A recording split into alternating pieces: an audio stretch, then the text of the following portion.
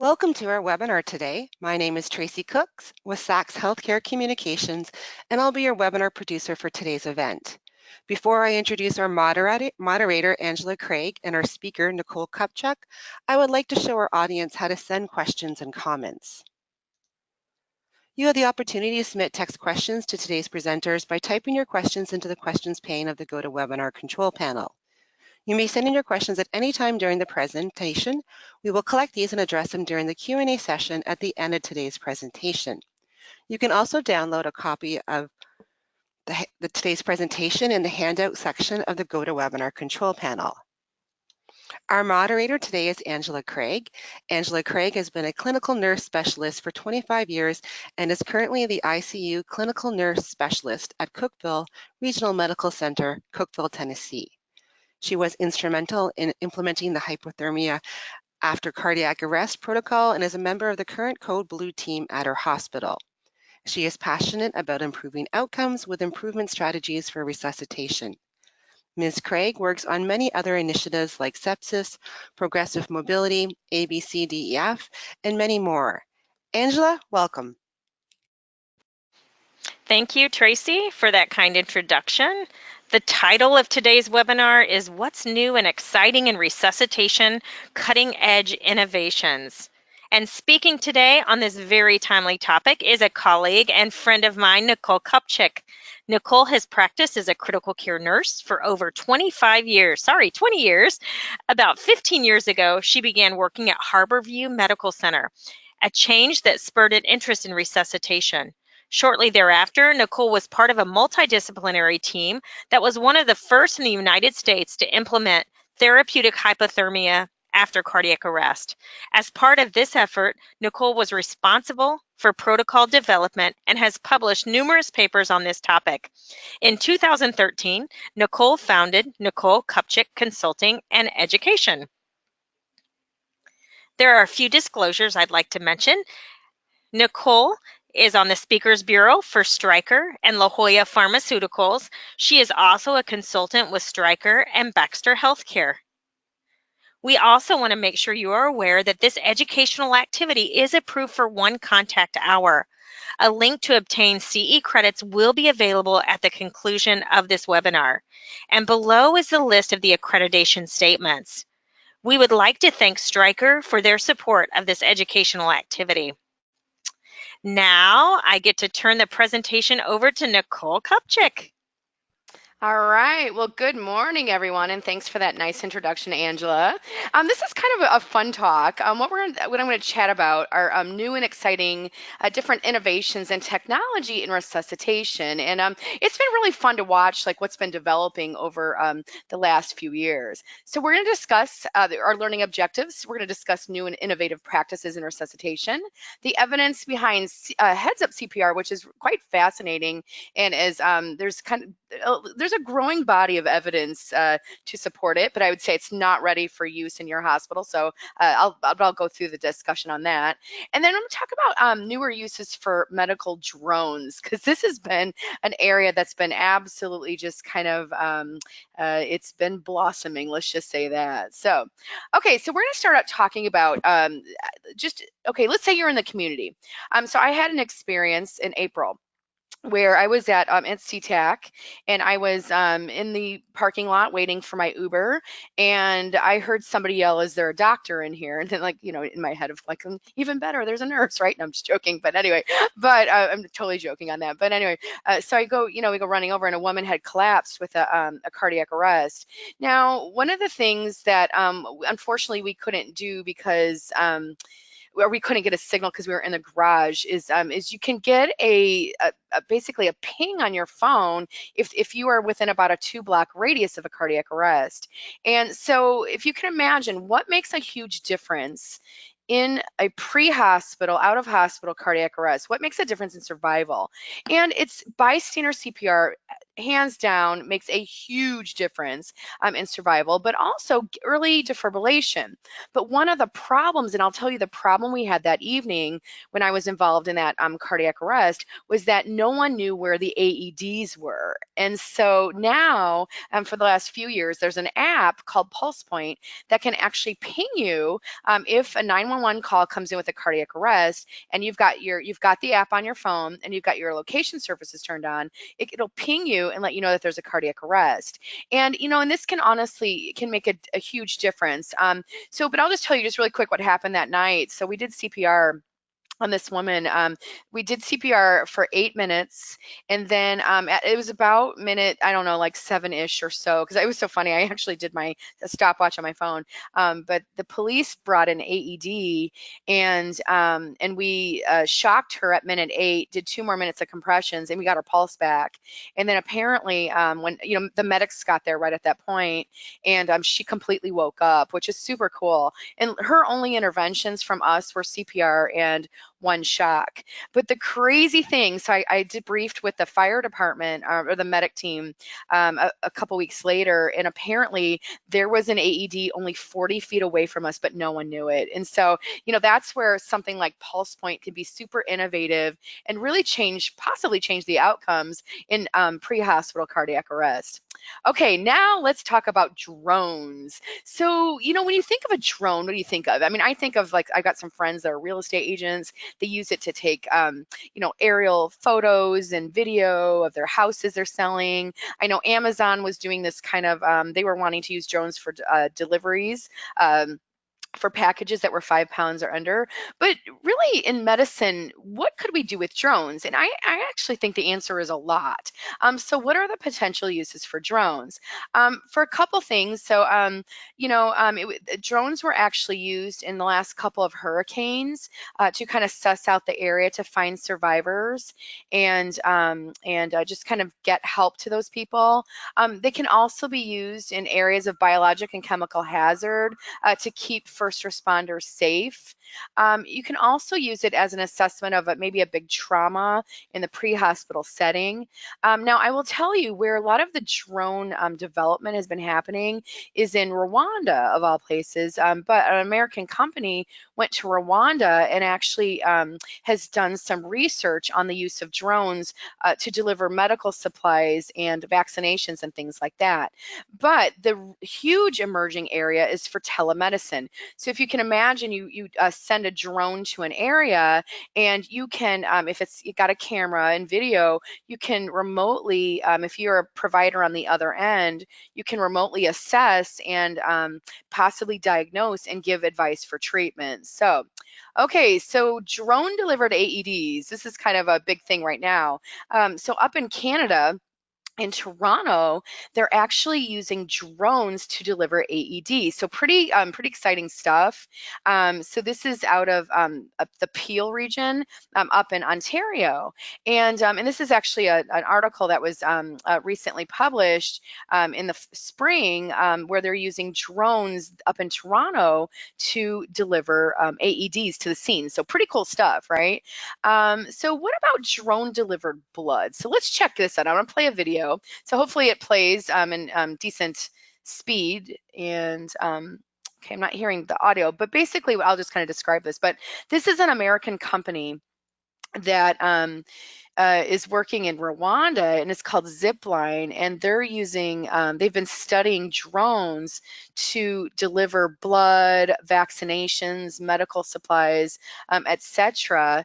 And this is the CEO of Zipline, just kind of telling just their kind of the premise behind it, and they've been able to very successfully use drones to deliver supplies. So you can see the drone is launched off a zip line, and they can deliver the drone to a very accurate kind of coordinate and to get medical supplies to an area. So super exciting emergence in drone use. Now, the recent thing you may have heard of is about drone delivery for an organ transplant. So this was actually in the Baltimore area, where they used a drone to deliver a kidney to a woman who was who is going to receive a kidney transplant. So super exciting stuff. It's going to completely continue to emerge, but I'm just really excited. Another kind of area where they're investigating is the idea of delivering blood to trauma scenes via drones. And a lot of you, if you work in trauma, you've probably seen this big this kind of just change in the way we practice, and that we're giving less crystalloid, and now we're starting to give more blood in traumas as well. So super exciting stuff. But stay tuned. I think this field is going to completely just continue to emerge. Okay, now next topic. What do you think about having designated cardiac arrest centers? So all across the country, we've got designated trauma centers. We have, for example, level 3, 2, and 1 neonatal ICUs. What do you think about having designated cardiac arrest centers? And I know the state that I live in, I live in Seattle, Washington, and in our state, we have we do have designated cardiac arrest centers, but I'll tell you, it's not widely publicized or really known to the public in general. But there was a study that was published earlier this year, and basically what they did was they evaluated EMS taking patients to designated cardiac arrest centers that had PCI capabilities, and then they also had to have protocols for targeted temperature management, and then compared that with centers that were not designated as cardiac arrest centers. And basically what they found was that treatment at a cardiac arrest center was associated with a 27% reduction in the hazard of death compared to those at non-cardiac arrest receiving centers. And I think one of the things, if you look at the literature, back, it was like over 10 years ago, the OPAL study was one of the first studies recently, published that demonstrated that centers that do cardiac arrest at higher volumes and higher frequencies actually have better outcomes. And so anyway, I think this is kind of, I'd stay tuned for this, but I think in the future we might see a movement toward this, especially if the literature keeps dictating that, outcomes are better. Now, one of the things I want to say is these cardiac arrest centers were, they were a mixture of community hospitals and academic teaching centers. So it wasn't just an academic teaching center that were designated cardiac arrest centers. So pretty exciting. So we will stay tuned on that one. Okay, so now this study I actually did show in a previous webinar, but I wanted to revisit it. And basically, I think a lot of us are kind of scrambling in hospitals, just asking, what can we really do at the bedside to make a difference in cardiac arrest? And so the American Heart Association conducted this study where they tapped the Get With the Guidelines database, and they identified high-performing cardiac arrest centers, middle-performing, and bottom-performing cardiac arrest centers. And they basically defined high, middle, and bottom-performing by their survival. And one of the things we know is there are huge, large variations in cardiac arrest survival in both the hospital setting, but also the pre-hospital setting. So this study focused on hospitals, asking, what is in common in high-performing hospitals in regard to cardiac arrest survival. And so what they did was they identified top, middle, and bottom quartiles, went to these hospitals and did interviews with staff. So that included nurses, physicians, respiratory therapists, and then also hospital administrators. And what they found is not surprising, is that there were 4 things that were in common in top performing hospitals. Is number one, they had a team design. So they had a designated cardiac arrest team that basically responded to codes. Number 2 is they had very designated and delineated team roles. So I put an example. This is from the hospital. I did a lot of my work with the Code Blue Committee, and in 2007, I had an artist actually make a drawing of kind of our designated team response. And so this is really what is kind of one of the key things to having better performance and outcomes in cardiac arrest response. Number 3 is you've got to have strong leadership with effective communication during the arrest. There's nothing worse than having a team that feels intimidated to speak up and maybe give their opinion or maybe lend an idea of what they think can happen. Another frustrating thing is maybe when like the leader of the team says, I need 1 milligram of epinephrine drawn up, and then they don't know if somebody's actually doing it. And so that's called closed loop communication, where if I say I need 1 milligram of epi, the person that's responsible for meds says, I've got 1 milligram of epi, let me know when you want it in. And so that type of communication can be key. And I'll tell you, one of the groups or one of the models I think that is super, it's an awesome model to use, and I have a lot of experience with it, is the team steps model of basically team response, but also communication in stressful situations. And then finally, the last thing that made a difference was training and education. So doing mock codes. Mock codes seem to be a commonality in high-performing hospitals, where they'll basically, mock codes can look a lot of different ways, but, you put a mannequin in a bed, call a code to it, have your entire team respond, and really evaluate that team response. And you can basically, target your education based on what you're finding from mock codes. So again, these are the key things that really made a difference. Okay, now, how many of you are into football? So, and some of you might be like rolling your eyes going, oh, please, God, we're going to talk about sports. But so this is one of the best football teams here from last Thursday's game, the Seattle Seahawks. And a lot of you are probably gagging right now, and that's totally okay. These uniforms, though, I have to say, that green is just, it's like, it kind of hurts your eyes. But anyway, so football. So let's talk about just sports in general. So how do teams get better in sports? And one of the ways they get better is they review their plays, they review kind of what happened during the game, they give feedback to their team, and their team can make changes based on what happened in previous performance. So one of the things that you can do in your facility, every defibrillator has the ability to do this, is to run a CPR report card.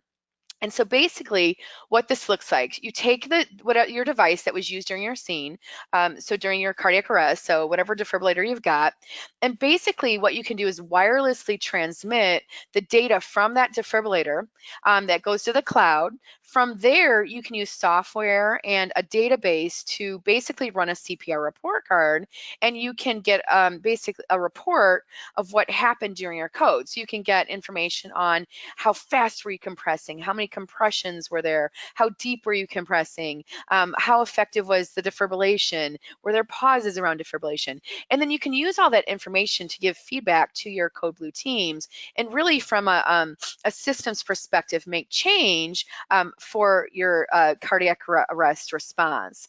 And so again, all the information you can get includes you can evaluate rate, depth, chest compression fraction, time to defibrillation, pauses around defibrillation, capnography.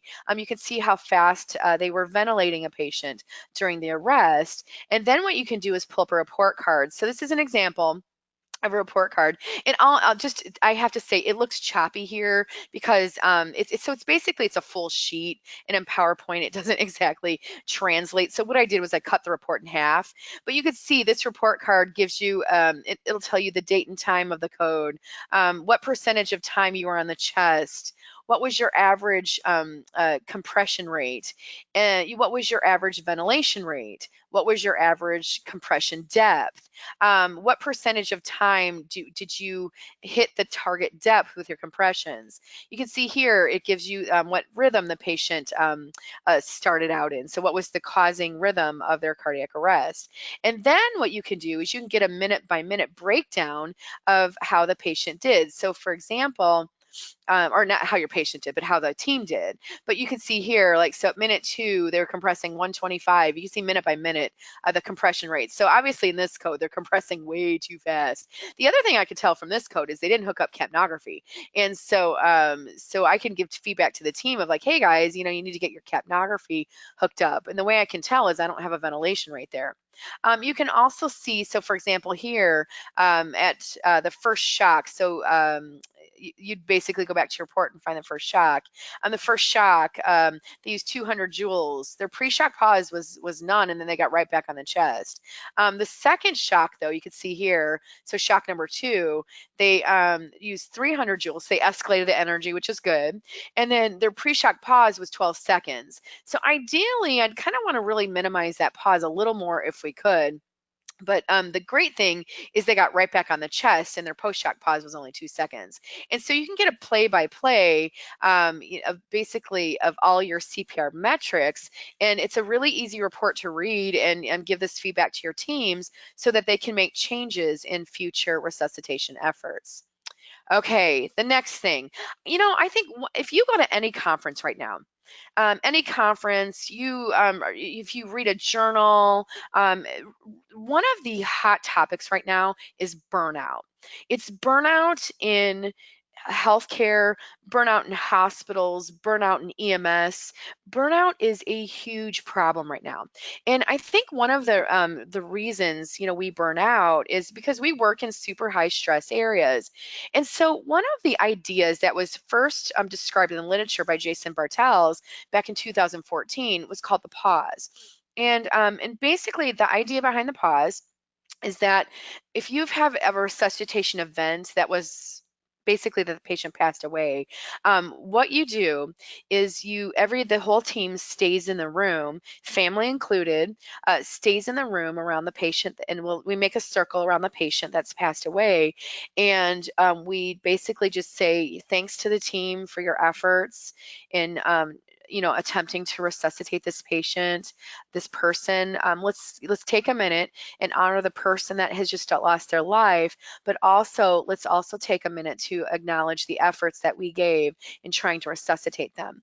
And I'll tell you, I know I work at a hospital where we had initiated this, and the first time I did this, it was a little awkward. I'll just be honest, because we're so used to, like, you have a cardiac arrest, you work on the patient, they pass away, and then you just you have to go back to your patient quickly, and you do all this processing in your head and never really like take time to debrief or talk about it. But the pause kind of gives you that minute to just catch your breath and just acknowledge, we just lost a human life here, and and acknowledge the efforts that you gave to resuscitate that patient.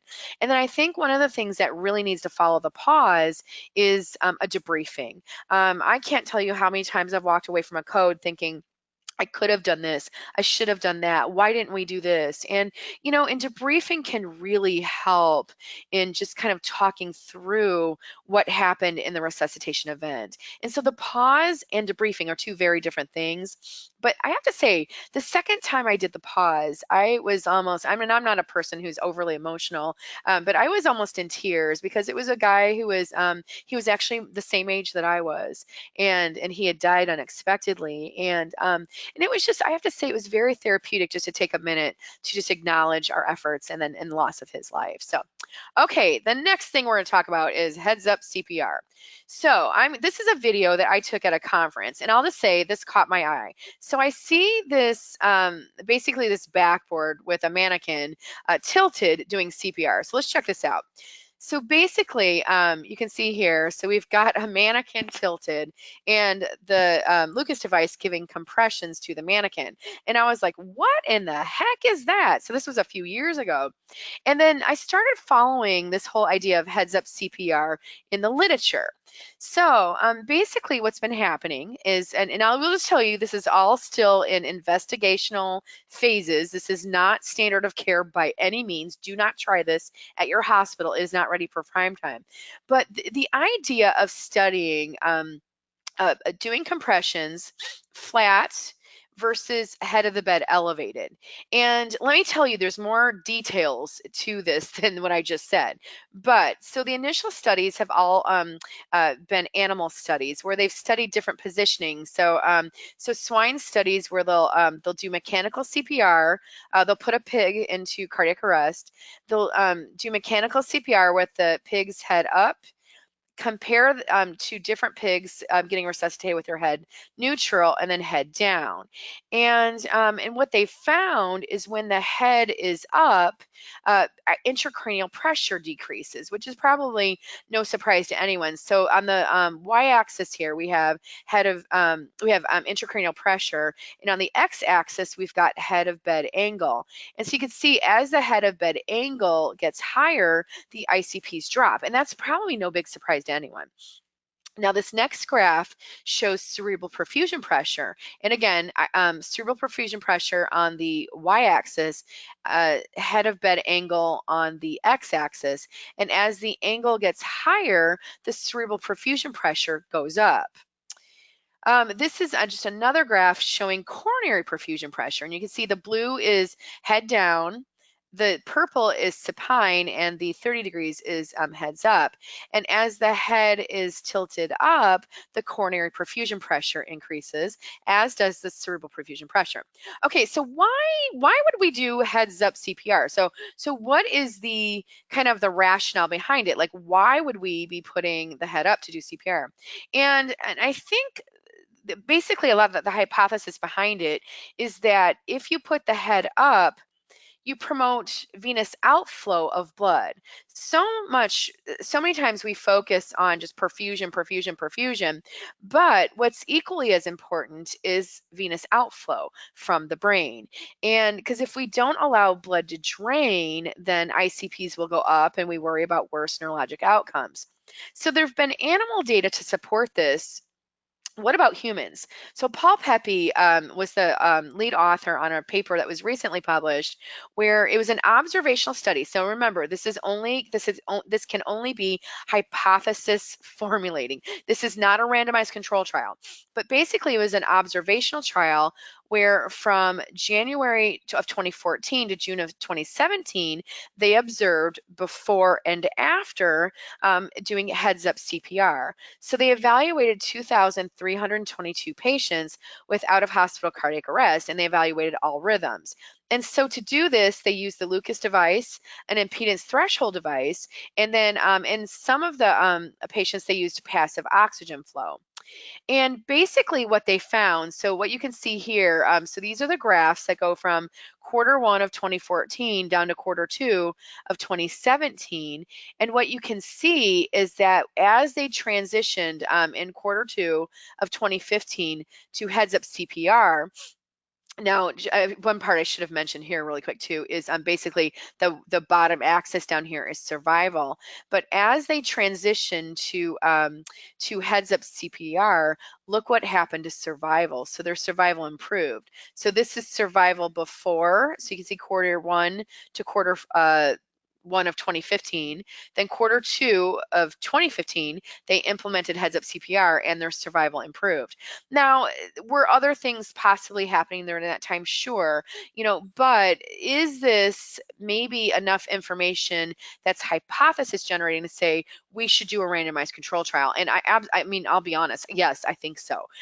But the thing with heads-up CPR is the devil is in the details, right? So what we need to, I think what a lot of researchers need to figure out is how, so for one of the thoughts is that you need to basically prime the brain in a neutral position with mechanical CPR first. So that would be step one. And then step two is that you would gradually get the head of the bed up. So you wouldn't want to go from like 0 to 20 or 30 degrees all in one foul swoop, but basically you would want to do kind of a transition where you slowly raise the head of the bed. And so we don't know exactly what those details are yet and what effects that might have on outcomes, but stay tuned because I actually think this is pretty exciting and this might have some promise. So stay tuned. Do not try this at your hospital, but again, this is about cutting edge and innovative ideas in resuscitation. So I'm going to show you some things that are not ready for prime time but are super exciting. So all right, ultrasound. So ultrasound is being used more and more in cardiac arrest. And so there's two different ways we can do ultrasound. So we can do ultrasound via transthoracic, so external ultrasound, or we can use ultrasound via transesophageal methods. And I'll tell you, the University of Pennsylvania, there's a researcher there who's been publishing quite a bit on transesophageal echo, and that's been really exciting. But Mike McAvoy actually shared this case with me and gave me permission to use this. But they had a cardiac arrest where the patient was in asystole on the monitor. At least that's what it looked like, right? So they had a monitor, looks like asystole. But when they used transthoracic echo. So check this out. What I want you to do, so I'm going to play this, is I want you to look at this echo and just ask yourself, is that truly asystole, no movement of the heart whatsoever, or could that be a different rhythm? So check this out. This is so fascinating. Hang on one second here. Oh, shoot. Hang on. The play button was just there. What happened? Hey, let me go back. Hang on. Sorry about that. Technology, right? Okay, I have it embedded. What happened? Oh, there we go. Okay, there. Okay, so so this is, again, the monitor looks like asystole. Does that look like asystole to you? I see a quivering heart there. So it was actually Vfib. And so, this can be one of the many ways ultrasound can be helpful in cardiac arrest. Super exciting, but I think the thing that we've got to be really careful is if we're going to use ultrasound is you can't take big pauses in chest compressions to do this. And that's why transesophageal echo is so promising and so exciting. So stay tuned again. We're going to see more and more data published on transesophageal echo as well. Now, a technology that I love is called NIRS technology. So it's near infrared spectroscopy. So basically, this is a completely non-invasive technology where you use patches. There's lots of different companies that make this, but you have these non-invasive patches that go over, there's two patches, they go over each eye. And what the patches do is they've got an infrared light on them, and they shine a 1-inch infrared light through the skull. It scatters and measures the regional oxygenation in the frontal cortex of the brain. And every time I go to the American Heart Association conference, I'm seeing posters published on the idea of, can we gauge CPR quality, to the oxygenation that we're getting from these sensors. Another question that's being asked is, what do these values mean? So if I have good values, can you equate that to better outcomes? And then if the values are bad, is that associated with bad outcomes? And because when you think about, like, why do patients die that have been resuscitated from cardiac arrest? And the reason they die when they've been resuscitated is neurologic injury, is the reason they die. So, could we use technology to kind of gauge regional oxygenation in the frontal cortex of the brain? So this is a meta-analysis that was published a couple years ago, looking at multiple very, very small studies, looking at patients who got return of spontaneous circulation versus those who didn't. And basically what they were able to find, now remember, these were observational studies, so they are not high quality studies, but there was a stronger association between kind of average NIRS values, or that near infrared spectroscopy value, throughout the arrest versus initial values. So if initially you hook this device up and the values are bad, but you get the values up by high performance CPR and you keep the values up, that's associated with better neurologic recovery. So again, these are very low quality studies, they're observational studies, but stay tuned, because I think we might, and this might be promising as well, in the future, to see what the NIRS studies are going to show. So stay tuned on this one. Okay, now one of the big questions where we've been just debating back and forth is, how should we manage temperature post-arrest? So this has been highly controversial in the last couple of years. But in general, let's say you've got a patient who's had an arrest. You get them resuscitated. So hour 0, kind of hypothetically what we're thinking is you want to get them cooled as quickly as possible. So you want to initiate targeted temperature management pretty quickly after their arrest. You want to maintain their temperature from 32 to 36 degrees for 24 hours. So that doesn't mean you bounce around from 32 to 36. You pick a temperature and you stay there for 24 hours. Then you want to rewarm the patient very slowly over 12 hours. And the rewarm is definitely more important if you're at that 32 to 34 degree range. But you want to rewarm very slowly over 12 hours. In animal data, so if you look at the animal data, animals who were rewarmed quickly after being cooled had worse neurologic outcomes. So that's why we just feel the rewarm should be very slow. And then you want to avoid fever for at least 48 hours, and then wait at least another 72 hours to prognosticate. We do know that there are delayed wake-ups in patients who have had cardiac arrest. So that's in general what a protocol should look like. So now what happens? Okay, so let's just kind of back to the data. So back in 2002, there were 2 studies published demonstrating that cooling a patient from 32 to 34 degrees for 12 hours after a shockable rhythm had higher survival than those who had no temperature management at all.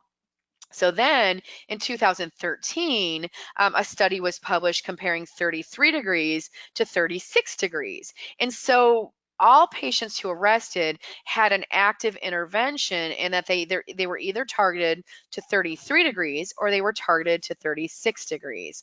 And basically what they found in that study was there were no differences in survival between 36 and 33 degrees. So now what happens, so remember that was November of 2013 that was published. So now a lot of hospitals have gone to 36 degrees and they're now starting to publish their outcome data. So this was published a year and a half ago out of Australia. So this is Janet Bray and Stephen Bernard, who Stephen Bernard was the lead author on the original therapeutic hypothermia study back in 2002. And so basically, now again, this is observational, so it's not a randomized control trial, but they did kind of a before and after looking at their outcomes from being at 33 degrees and then switching to 36 degrees. So what I ended up doing was I ended up graphing some of their outcomes. And basically what they found was that their ICU survival went down once they went to 36 degrees, their hospital survival went down, and their neurologic outcomes got worse, as evidenced by a CPC score. So CPC is Cerebral Performance Category score of 1 and 2. So once they went to 36 degrees, a lot of their outcomes got worse. The other group that published their outcomes from going to 36 degrees was out of Australia and New Zealand. And so in Australia and New Zealand, they've got a pretty robust database for their cardiac arrest patients. And what you can see here in this graph is, so basically, it was, I think it was January of 05, they started cooling patients. So their target was 33 degrees. And what you can see over time, so when they were targeting 33 degrees, their mortality went down. So from January of 05 to December of 2013, their mortality went down. So their outcomes were better. So then in January of 2014, they switched to 36 degrees. And what you will see is that actually their mortality was on the way back up. And I know the hospital that I worked at for a lot of years, where I wrote the original protocol on this back in 2002, did the same thing. In 2014, went to 36 degrees. And they're about to publish a paper. And I can't divulge the results of the paper, but what I can tell you is if the hospital's gone back to 33 degrees. So, so interesting. And we've really been questioning, just this whole 36 degree target. Maybe there was truly something therapeutic about 32 to 34 degrees, but one of the things we're finding in hospitals that have gone to 36 degrees is that a lot of people aren't taking it serious, right? So 36 degrees, you have a cardiac arrest, medics bring you into the ED, your temperature is probably going to be low on presentation to the emergency department. So ED gets a temperature, the temperature's low, so then they're like, oh, we're already at targets, so they don't do anything. And then what happens is then the patient doesn't have cooling pads applied or catheters inserted. Then they get up to the ICU and now they're febrile or their temperature is increasing. And so that's a pretty common pattern that's been noted in the literature. And then I will say, we've noted it clinically. So what they're finding now is that once they've gone to 36 degrees, that their incidence of fever is a lot higher. So interesting stuff. I think, stay tuned. I don't think the whole temperature thing is, I don't think we've figured it out yet. So what's happening now is that same group that published the 33 versus 36 study, they're now, and they've got an ongoing study of 33 degrees versus basically fever suppression, or fever avoidance is what I really should say. And they just sent out a tweet. So I follow the study group on Twitter, and they just sent out a tweet. Let's see, today's Wednesday. So I think it was over the weekend, they sent out a tweet saying that they're getting pretty close to completing enrollment in this study. So their goal was 1,900 patients. So stay tuned. Maybe this study will shed some more light on whether 33 degrees was truly therapeutic, or whether maybe it's just about fever avoidance, or maybe it's going to cause a heck of a lot more confusion. And I hope it does not do the latter. So stay tuned. Now, just published. So this just got published. So this is I think it's pronounced HYPERION Trial. But so in the literature, we've studied Vfib arrest, VTAC arrest, and cooling, but we've not had a good randomized control trial on PEA and asystole. So this is the first that's ever been done. And so there's a lot of debate, what should we cool non-shockable rhythms or not? What should we do with them? So this study evaluated PEA and asystole in in-hospital cardiac arrest. So just again, reminder, the studies from early on demonstrated that 32 to 34 degrees in shockable rhythms worked. Then the TTM trial in 2013 compared 36 to 33, had similar results. So AHA and ILCOR made it a class 1 recommendation to cool all patients in 2015. They gave it like a class 1 based on randomized control trials for shockable rhythms, but based on expert opinion for non-shockable and in-hospital cardiac arrest. So now let's look at the data, because this is brand new. So one of the things we know is the landscape of cardiac arrest is changing. So one of the things that is definitely happening is there are fewer cardiac causes of cardiac arrest, and we're seeing this swing to more non-cardiac causes of cardiac arrest. And why is that? Well, we think a couple reasons. So number one, we think that statins and beta blockers are really preventing a sudden cardiac death in a lot of people. But the other thing is we're actually seeing non-cardiac arrest in the form of PEA and asystole from drug overdoses and things like that. So the landscape of cardiac arrest is actively changing right now.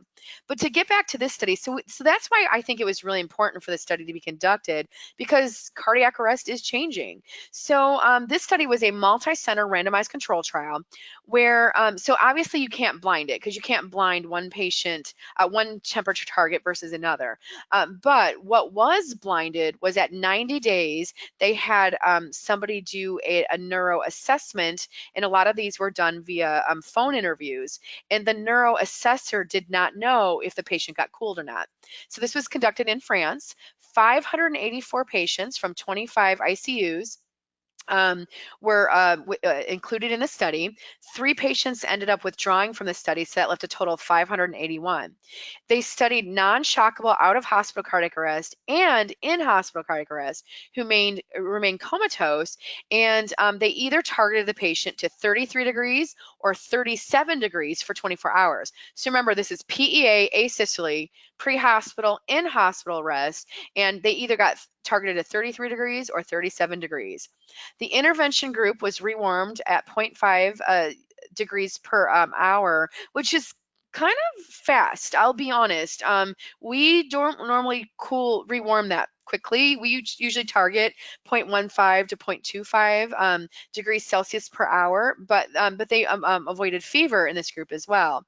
And the primary outcome was favorable neurologic outcome at 90 days. So this was defined as a cerebral performance category score of 2 or more, where they were able to perform ADLs and were able to live in sheltered accommodations. So a CPC score of 1 means that you've got no neurologic deficits. A CPC score of 2 means that you might have moderate deficits. But their definition was that you were able to perform ADLs. And what they excluded patients who had no flow time for more than 10 minutes, so from the time of collapse, so that would be more the pre-hospital setting. If they had a time to return of spontaneous circulation of more than 60 minutes, then they excluded those patients. And then if it took more than 300 minutes to get the patient screened to be included in the study, they also excluded those. And then if the patients had major hemodynamic instability on epi infusions, they would exclude those patients. And then if you had a pre-existing maybe neurologic deficits or severe liver disease, if you're pregnant, excluded those patients as well. So what did they find? So what they found was that, so a couple of things about the study. 2/3 of the patients had non-cardiac causes of arrest. So they were PEA asystole, and over 2/3 were non-cardiac. 58% of those patients had circulatory shock. Now remember, the primary outcome was favorable neurologic outcomes. And what did they find? They found that the group that got cooled had statistically significant higher favorable neurologic outcomes versus those in the normothermia group. It was statistically significant. So this is, I have to say, this is pretty hands off, our hats off, I should say, to the group that did this study, because this is a very challenging study to do, but they found statistical significance in favorable neurologic outcome in those who got cooled. Now, one of the things they didn't find was higher survival. So basically, they didn't have improvement in survival. So mortality was the same, but of those who survived, if they got cooled, they had better neurologic outcomes. They only needed to treat 22 people with moderate hypothermia to save one additional life. And so, I mean, this is pretty profound, and I think this is a great evidence and case that we should be cooling patients who have PEA and asystolic arrest. Remember, it's not going to change the survival, but it does change the neurologic outcomes. Okay, last segment we're gonna do. Now, just remember, if you've got questions, get those in. Angela's gonna be reviewing your questions. So now we're gonna kind of go out there. So what's kind of out there? So mechanical CPR. Now, it's not new, but it's being used more and more and more. And there's, there's a lot of areas. EMS has definitely fully embraced mechanical CPR for the most part. Cath labs are really starting to use mechanical CPR. We're taking Vfib arrest patients who we can't get them out of Vfib. We're taking those patients to the cath lab and trying to intervene and get coronary arteries open so that we can successfully get them out of Vfib. And so this is actually a case of a patient. It was a 54-year-old gentleman, and you can see he's getting mechanical CPR. He's in Vfib arrest. He's got a large occlusion in his left anterior descending. And so this is from Atman Shah. So Atman let me use this video, but you can see big occlusion in his LAD and getting mechanical CPR.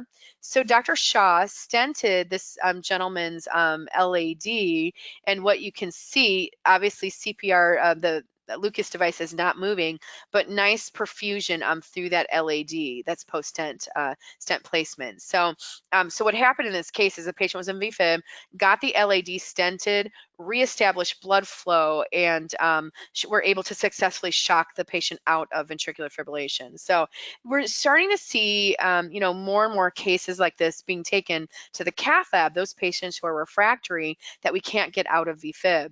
Now, one of the things that's happening with mechanical CPR and especially the Lucas device is that patients are starting to wake up during their cardiac arrest. And I giggle not because I think it's funny. I giggle because it's a bit alarming when you've got somebody who's in Vfib who completely wakes up, opens their eyes, and looks at you and is talking. And so what do you do?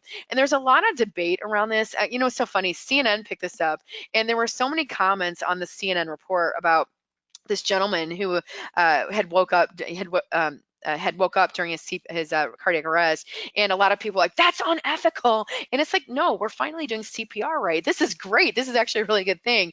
ZDog MD did a whole thing on it. I know I did a fun YouTube on it as well. But what do you do, when you've got somebody who wakes up? But there was a case from Nebraska where a gentleman woke up. So they actually published this case. He woke up during his cardiac arrest, and basically a lot of EMS agencies especially are starting to create protocols for sedation for patients who are waking up during their cardiac arrest. And so ketamine is often being used, as is midazolam. So I just kind of wanted to let you know about that. But kind of one of the bigger things that's starting to happen now is ECPR. So the whole idea, again, you've got this patient who's in Vfib, can't get them out. You're going to use mechanical CPR. We're taking a lot of these patients to the cath lab, and then we're doing ECMO. So VA ECMO, so veno arterial arterial ECMO. And basically with ECMO, what we do is you put 2 cannulas in the patient. We'll pull blood out on the venous side, run it through a pump, run it through an oxygenator, and then return it on the arterial side. And again, that's called VA ECMO. And the reason this is being done is to just basically preserve the patient's myocardium. So this is a video from the University of Pennsylvania that's on YouTube. So I put the link here so you can see it. But basically, this is a cannulation of a patient who's in Vfib arrest getting mechanical CPR. They're cannulating him for ECMO, and they're going to take him to the cath lab. So I just want to show you what this looks like because it's pretty astounding. So you can see the patient's getting CPR, getting mechanical CPR. They're placing the venous, you can see the blue venous catheter, so they're cannulating the patient on the venous side. The red one is the arterial catheter. So, and this is, I have to say, hats off to this team because they got this patient cannulated pretty quickly. And I know Dimitri Yiannopoulos out of the University of Minnesota has also been doing a lot of eCPR in his hometown with Jason Bartos. And it was so funny. I was just in Minneapolis yesterday, and a lot of the nurses were talking about what they're doing in Minneapolis. And a lot of the nurses were saying that they've been at the bedside with Dr. Yiannopoulos and Dr. Bartos, and they were one of the nurses told me that they saw a cannulation that was less than 8 minutes. I was like, whoa, that's pretty impressive. But you can see again, patients in Vfib getting CPR, they're cannulating the patient, pulling blood off on the venous side. So they're going to run the blood through a pump and an oxygenator, and then return it on the arterial side. So the blood's basically running through the circuit on the venous side, going to run through a pump, run through an oxygenator, and then you're going to see the blood returned on the arterial side. So pretty interesting stuff, that's being that's happening right now. And one of the things that's happening in Europe and in some parts of Asia is they'll actually have teams in the pre-hospital setting that will respond. So actually, let me just kind of come back to the video, but you can see the patient's got really good flows, almost 4-liter flows. So they're doing this to preserve the myocardium so that they can get the patient to the cath lab and get an artery open. So this is what the picture of some of the different ECMO devices look like. The Mackay device is used by a lot of facilities, and it's very transportable.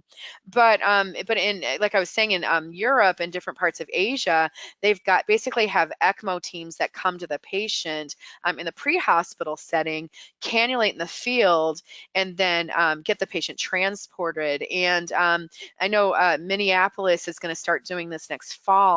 And I feel like, I don't want to start rumors, but I feel like they were starting to do this in Utah as well. So pretty exciting stuff. Stay tuned. There are ongoing studies evaluating this, what's the right cannula sizes. How long should these patients be on ECMO? But in general, when you look at the outcomes from a lot of the studies that have been published, patients that do the best have rapid EMS response times, they get bystander CPR, and then they do indeed have coronary disease. But most studies are showing about a 50% survival with good neurologic outcomes. So anyway, so those are all of the things that are kind of, really evolving right now. eCPR, it's interesting that AHA gives it a 2B recommendation, that they're saying it can be considered for refractory cardiac arrest, when the cause is reversible. And of course, you need to do it in a setting where people have experience with it and have an organized approach to providing eCPR. So in conclusion, resuscitation is changing. It's going to keep continuing to change. But I always end every talk with this, just saying, as a hospital, we need to be in tune to what the pre-hospital setting is doing and just staying on top of our performance, giving feedback to our teams, and really monitoring outcomes. So I wanted to, if you've, I'm on social media. So if you're, if you're on social media, I've on Instagram, Facebook, I've got a podcast that I actually host for Stryker. It's called Resus 10. And I love this podcast because we interview people in usually 10 minutes or less. And I've done some amazing interviews with world experts on resuscitation. And so it's a super fun podcast if you're into podcasts. So with that, I would just say the future is bright. There's lots of things changing.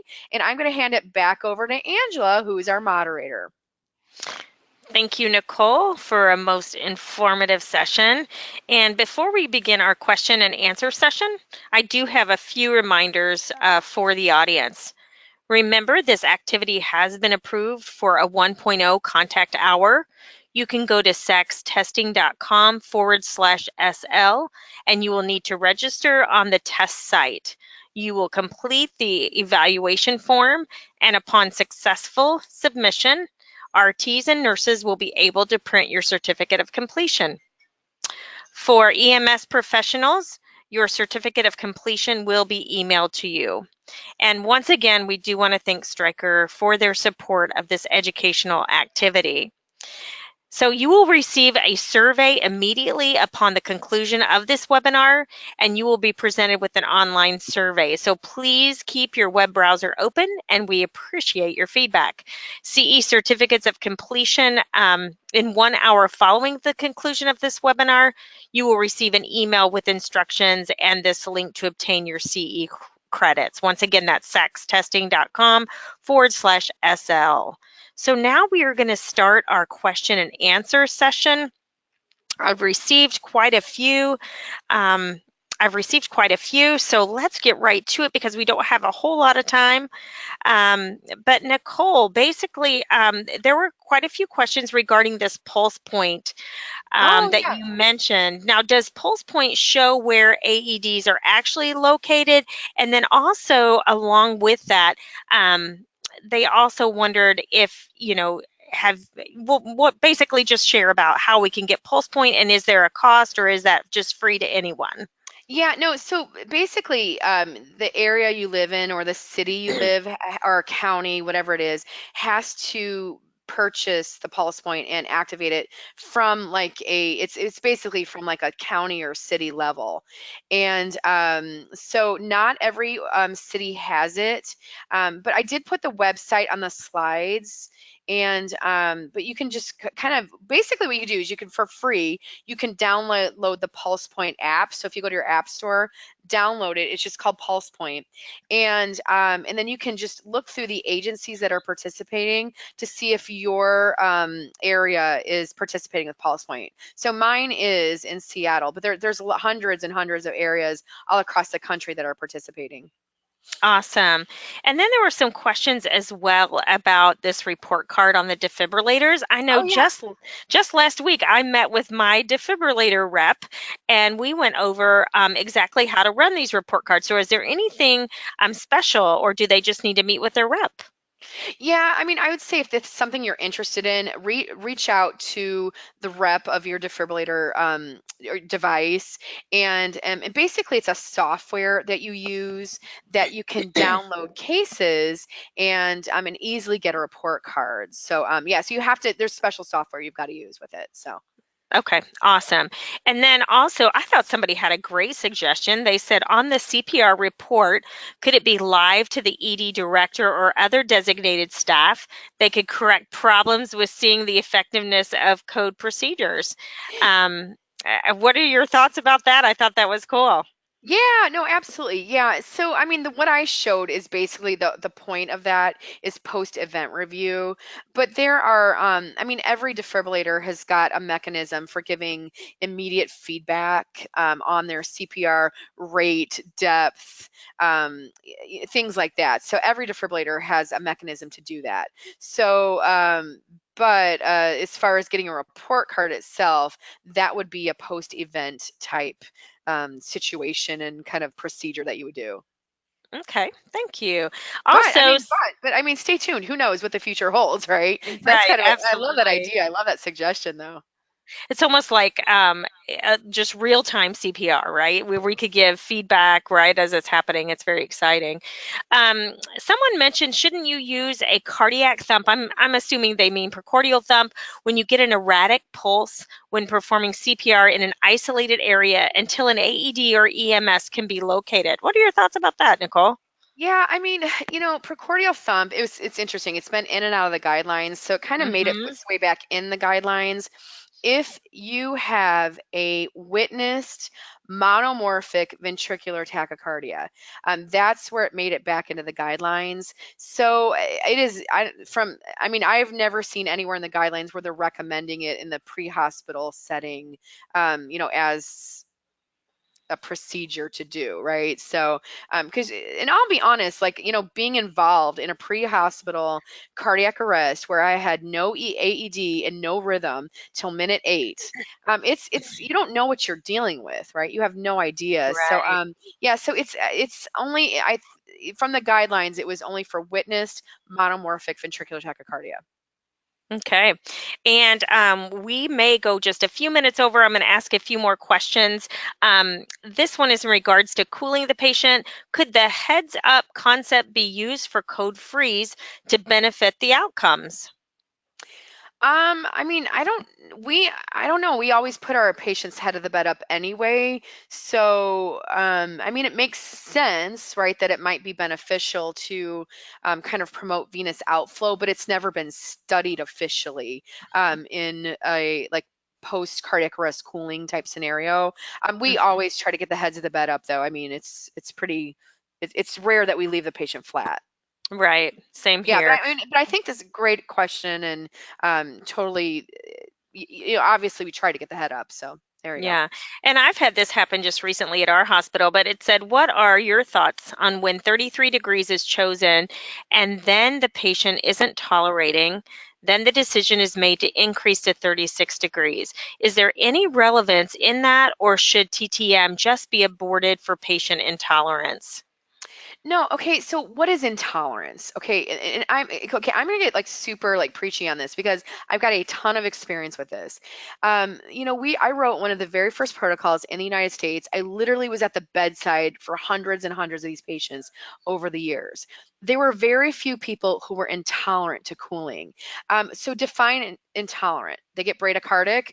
Well, I'll tell you what, the bradycardia you see is, I mean, it's rarely associated with hypotension. And so the bradycardia you see is actually a good sign. And there've been a couple of papers published that you can't completely correlate it, but when bradycardia was seen, more patients have woken up in observational trials. So what does intolerance mean? And because I'll tell you, there's been very few people I would say that were intolerant to being at 33 degrees. Shivering, you can treat shivering. That's not intolerance. The only thing I would say maybe would be intolerant is if the patient starts bleeding. But I will tell you, we had a database with a couple thousand patients, and I think we had exactly 2 people who bled, and we think it was their bleed that led them to arrest, and then they continue to bleed. So, Right. I would say there would be very few situations where you can call it intolerant. Okay. And then last question, sorry, I'm speeding us along, but there was some curiosity if any information or studies have been done on using the Lucas as soon as it can be brought to the bedside for all in-house arrest. I know sometimes we find that it delays us just a bit to get the patient on the Lucas, so we do CPR initially, manually, and then we'll move to the Lucas. What are your thoughts? Yeah, so there haven't been in-hospital studies on early application of Lucas. However, there was a really nice pre-hospital study where it was called the MECA trial, where they compared putting the Lucas on as soon as it got to the scene, so almost like immediately. So they would start, everyone gets some sort of manual CPR regardless, right? But they would do manual CPR and then get the Lucas placed right away. And then they compared that to placing the Lucas before they transported the patient to the hospital who was still in arrest. And they found benefit in it was statistically significant higher survival when they placed the Lucas early. And that was called the MECA trial, MCCA. And I think that was published, I want to say summer of last year, if I'm not mistaken.